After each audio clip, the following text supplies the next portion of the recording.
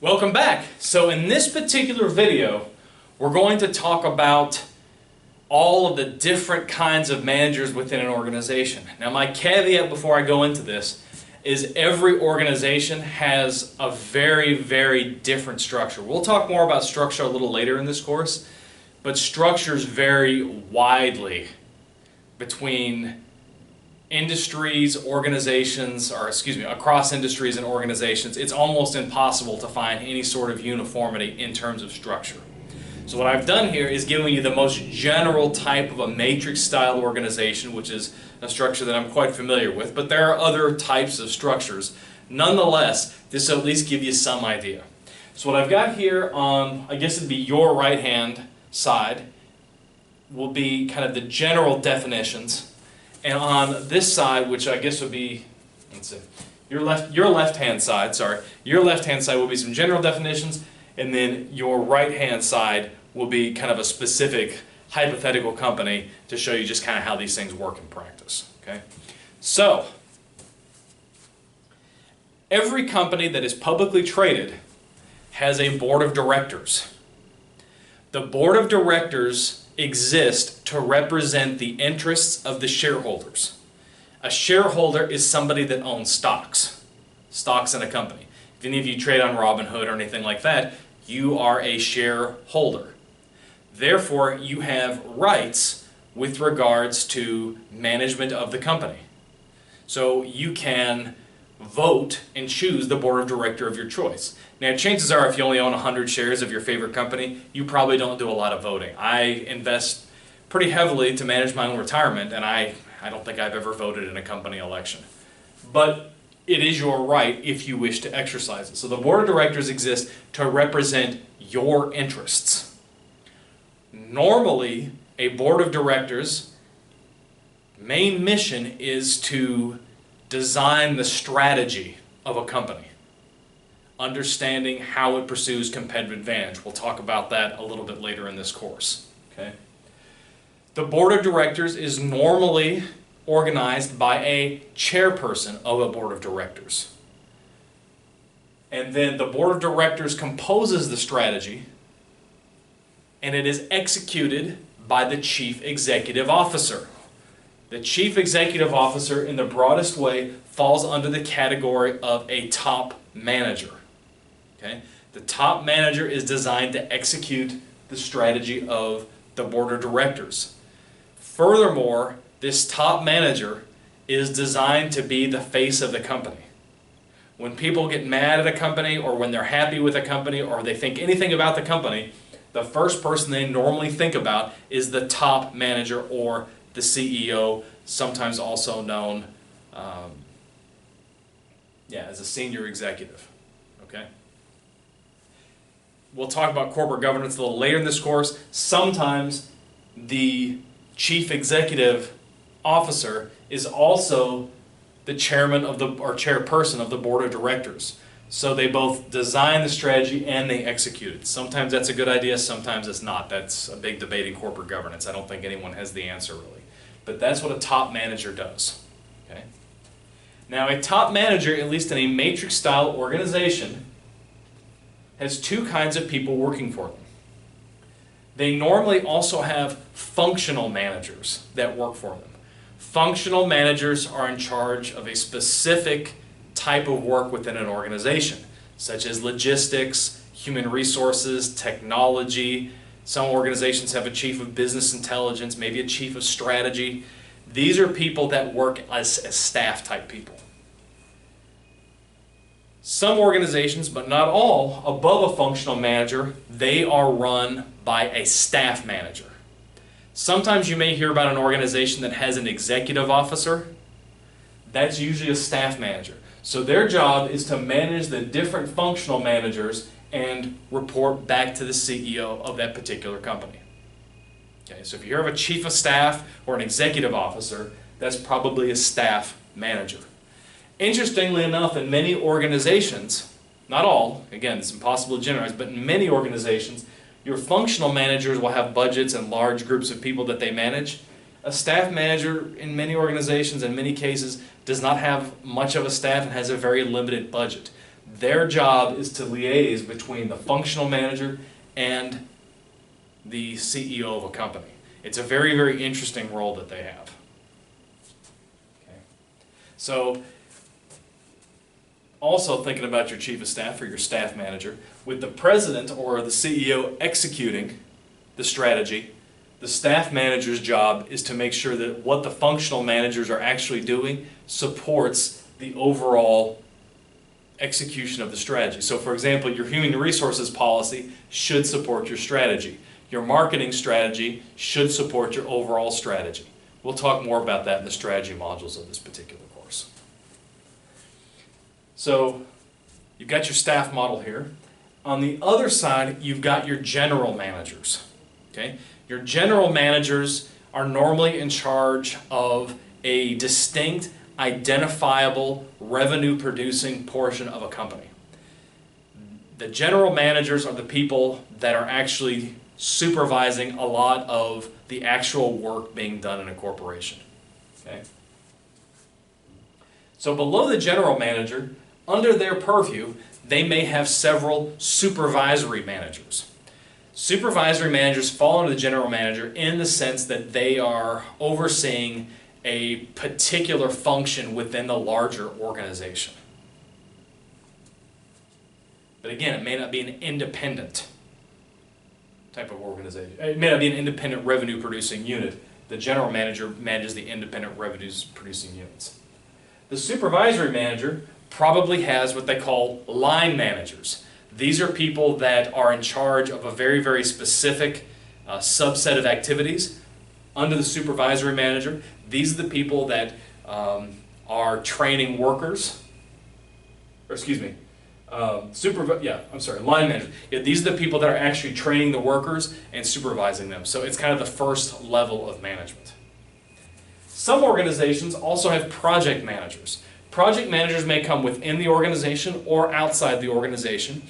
If it's within the organization, a project manager could be really a manager from any level of the organization that has cherry-picked from different sides of the organization to achieve a specific kind of a task. Sometimes project managers come from outside the firm to solve a specific problem. For example, consultants are temporary project managers in many cases. All right, for those of you who have never worked in a large organization, everything that I told you is probably crazy confusing. Let me give a couple of examples, and I think this will help. Okay? So I've got my more of a concrete firm here. So I think what we'll do is talk about a couple of kinds of organizations that I've actually worked with, and I'll talk to you about how that structure works. Okay? So let's start at the top. Once again, you've got a board of directors. Okay, is that showing up in the camera yet? Yes, okay. You've got your board of directors representing the shareholder interests. Okay? You've got your chief executive officer, your top manager. And that top manager is dictating actions to a chief of staff. And the functional areas could be the chief of human resources, the COO, the CFO, the CTO, etc. Okay? So, for example, I had the privilege of doing some consulting projects for a large grocery chain. Okay? The grocery chain, I'm not going to say who it is for purposes of anonymity, but that grocery chain was publicly traded, so the board of directors worked actually under the chief executive, or the president in this particular case, but because in this company, the CEO was also chairperson of the board of directors. So the person was over the people that compose the strategy, and this particular gentleman executed the strategy. Under him was a chief of staff, and the chief of staff supervised the chief of human resources, that made up hiring policies, compensation policies, benefits policies, those kinds of things. That chief of staff, chief of human resources had maybe 15 people under him. There was a COO, a chief operational officer, and that person was in many ways responsible for trying to understand and execute a lot of the logistics functions of this particular grocery store chain. Again, grocery stores are very heavy in logistics, so there's like a lot of dealing with trucking, deliveries, etc. Right? There was also a CFO, Chief Financial Officer. This was the person that had a very substantial staff, helping to make sure that the revenues that were coming in were going to sustain the organization. And a lot of firms have revenue that they gain, but they don't do anything with it right away, and so they kind of hold on to it and maybe they invest it. That was what was going on in this particular company. The CFO was also in charge of making sure that external vendors got paid on time. This particular organization also had a CTO, a Chief Technical Officer, that was in charge of making sure that all the IT functions worked within this particular grocery store chain. And this person had a very large mobile staff. So they had some staff that worked in the headquarters, but then most of the time their staff was on some sort of a temporary assignment at one of the different grocery store locations doing some of the work. Okay? Now in this particular case, they had operations in USA, Europe, and Asia Pacific. So there was a general manager for USA operations that was considered a distinct revenue producing unit. There was also a Europe operation, and there was an Asia Pacific operation. Now previously this particular grocery store chain had operations in the former Soviet Union, which was run by a different general manager, but because it was distinct enough as its own independent revenue producing operation, they sold their former Soviet Union operations off, and so it no longer existed in this particular company when I worked there. Okay. So now we're going to open up the Europe one. So under Europe, there were multiple store managers, which corresponds to a supervisory manager. So they each of these individuals managed a specific store. So for example, here's an address for a specific store. It's on 123 Main Street of Paris. That's the specific store, and that was run by a supervisory manager. Under this particular supervisory manager, we had line managers in this grocery store. We had the manager of the deli, we had the manager of stocking shelves, we had a pharmacy manager. And if I was to nitpick it even more, the manager of stocking had, actually they had several dozen workers under this particular person, but you see that there were individual workers under that person. Okay? Let's go ahead and give 2 more examples, and I hope it will help. Okay? Another organization I worked with was a large hotel chain. Okay? So once again, this was a publicly traded company, so there was a board of directors. Okay. There was the CEO, who in this particular organization was not the same person as the chairperson of the board of directors. So there was a little bit of independence of the board of directors from the CEO. So the CEO really focused not on composing the strategies they did in the grocery store, but only on executing the strategy that the board of directors had derived. Now this particular person had a very, very similar structure. There was that chief of staff sitting there, and they had their different staff functions. Now the larger the organization, the more of these staff functions that you will see. Now one of the largest employers in the US is the Department of Defense. And there were some organizations at Department of Defense that had as many as 35 different staff functions. I thought this was a little excessive. But again, the larger the organization, the more of these kinds of people you're going to have under the chief of staff. In some organizations, the chief of operations, as it was in this particular organization that I'm talking about, the hotel, there was not a chief of staff that was distinct from the chief of operations. So the COO, the chief operational officer, was also the chief of staff. They didn't separate them. That was a peculiarity of that organization. Okay. So going back to this particular case, so we've got the hotel. They had operations in USA, Europe, Asia Pacific. They also had Latin America, but we're going to keep the chart simple. Okay? And we're going to do the same thing. So under their Europe operations, they actually had 2 levels of general manager. There was a general manager for Europe, and underneath, actually, there was a general manager for several countries. So a general manager for France, a general manager for Germany, for Italy, for England, etc. However, then you go back to these supervisory managers managing individual hotels. Okay, so this particular hotel has this address. And so then under the hotel, for example, one hotel, there was a golf course. So there's a manager of the golf course, a manager of the restaurant, a manager of housekeeping, and then there were workers under all these different individuals. Okay. Some of you may not wish to go into corporate America, and that's okay. Let's give an example of how this works with a large government organization, one that I know very well, the United States Army. Okay? The Army is also built on a very, very similar model.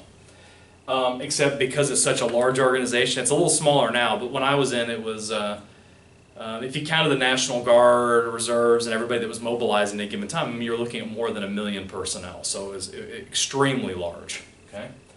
There isn't really a board of directors for the Army because it's not a publicly traded company. Although you could make the argument that elected officials like politicians are like a board of directors because everyone in the American public is a shareholder in some way in our common defense. We pay taxes, so you have certain rights to protection. So we can make an argument that the political system was like a board of directors. And also it was like a board of directors because politicians decide on the strategy of the Army.